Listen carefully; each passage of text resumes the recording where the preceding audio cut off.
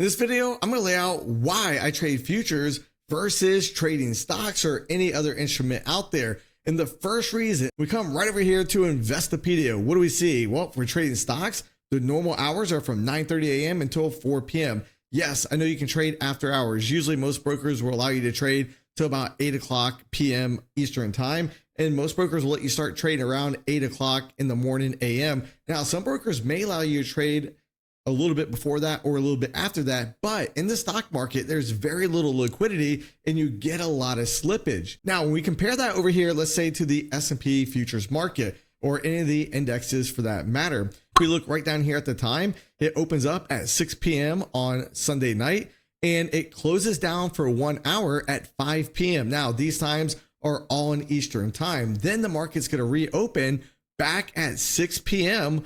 that following night. So the futures markets basically only close for 1 hour per day. For instance, imagine this day right here, May 24th, Nvidia comes out with earnings, and after the bell, Nvidia goes rocketing up higher. You might say, well, Mike, that's Nvidia. How are you going to trade Nvidia if you're trading the futures markets? Well, if you look right over here in the S&P 500, Nvidia is the third highest weighting along with the NASDAQ as well. So if we look at that day that Nvidia had earnings, look, after the bell, boom, the S&P goes rocketing up. And then look all night long, all the way until 12 p.m., we see the S&P 500 going substantially higher.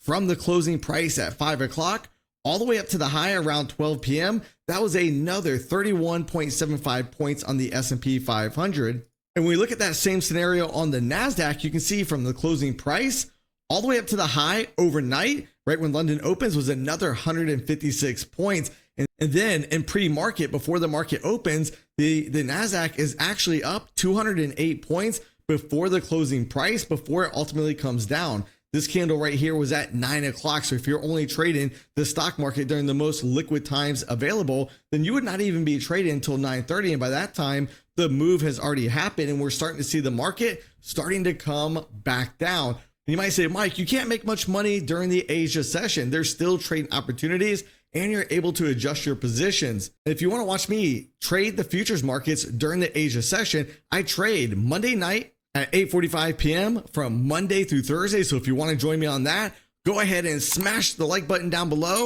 and make sure you have the bell notifications turned on for all. Now, the second reason that trading futures is better than trading stocks is basically how the futures markets or future traders are taxed.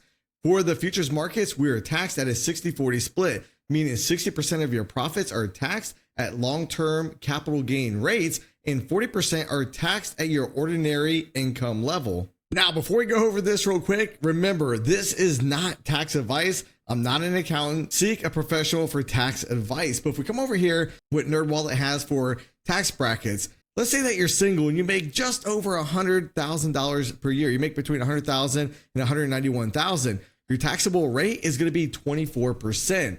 However, when we come over, we look at the long-term capital gains rate, you can see the tax rate is only 15%.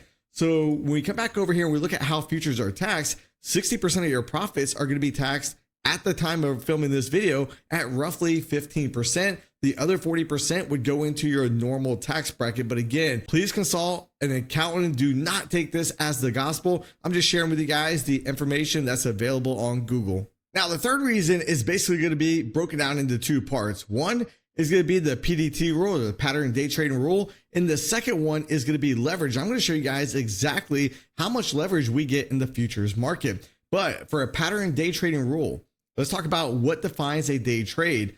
If you buy and sell the same stock within a single trading day, that counts as a day trade. That also applies to an options contract. Now, what the rule goes on to say is you cannot place more than 4 day trades within a 5-day period. So this is drastically different than the futures market. For instance, if I'm trading the S&P E-mini futures contract and I want to place 100 trades in one day, as long as I haven't lost all my money in that process, I'm still able to. If I have enough money to meet the margin requirement, then I can place as many trades as my little heart desires for that particular day. There is no pattern day trading rule. Now, in stocks, you can get around the pattern day trading rule with two different ways. One, if you have $25,000 in your trading account, or two if you're using a cash account. But if you're using a cash account, you really have no access to margin. Now, most stockbrokers give traders 50% margin, meaning, for instance, if a stock costs $10 and you want to buy 100 shares of that stock, instead of putting up $1,000, you only have to put up 500. And if you're day trading it, a lot of stockbrokers will only let you put up 25%. However, when we look at the futures market, this is drastically different. There's really 3 different margins that we need to worry about, but we're going to talk about how NinjaTrader handles it. One, they have what's called day trading margin. So if I open up a trade between 6 p.m. at night when the futures market's open, and as long as I close it from around 4:30 p.m. the following day, it counts as day trading margin. Now, the initial margin is if you're going to hold the trade multiple days, you have to make sure that you have $12,980 at the time of filming this video per contract. You might be saying, Mike, $12,980 for one contract? That is a lot of money. But is it really a lot of money? Because when we come over and we look at this spreadsheet I put together for you guys, if you look at the notional value of one S&P 500 futures contract, the notional value is $266,037.50. That's at the time of recording this video. The initial margin is going to be $12,980. But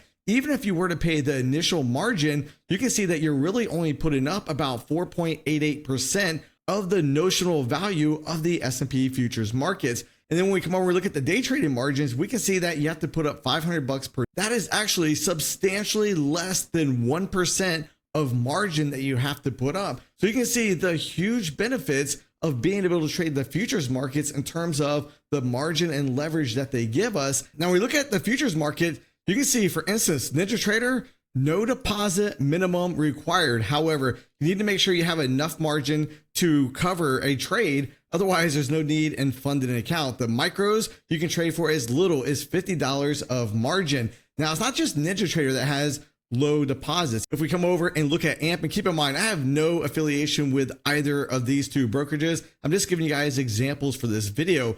But with AMP, you can trade micros for as little as $40 of margin per contract. In the S&P 500, you can trade for $400. So AMP has a little bit cheaper margins, and you can see that AMP does have a minimum deposit requirement to get started. You must deposit $100, but that is very cheap if you think about how much leverage that $100 could give you. Now there is an alternative to open up a brokerage account, and that would be you could trade with a prop firm such as Apex. And if you want to get the best deal on Apex, use promo code Mike. And if you're wondering which of these account sizes are the best to trade, go ahead and watch this video right here.